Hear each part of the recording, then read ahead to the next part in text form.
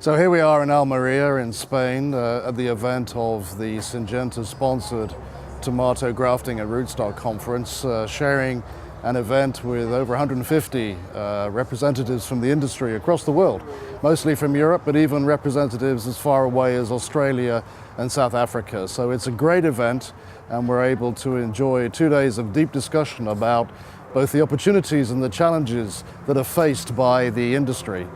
And I have to say that tomato, it is by far the most important crop because the grafting is bringing added value which is going beyond the disease resistances, which have been the real beginning of why we did start grafting. But more and more we are moving to the abiotic stress, which is really the added value that the grafting, the rootstock is bringing to the tomato, and that's the reason why the grower has tangible results that means more marketable yield.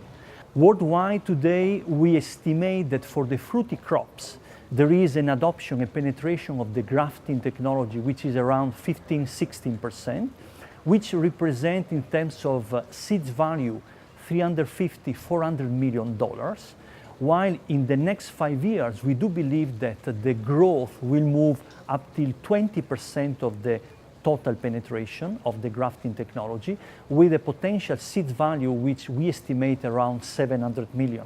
They see and they work with every seed that we sell, and so it's very important for us to start to be able to talk to them and share with them the latest advances in technologies and also future trends.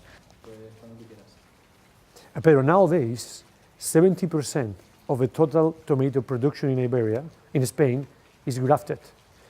This has been a big challenge for the industry, but also for Syngenta, because the increase of the grafting means less erosion of the market because we are selling less seeds.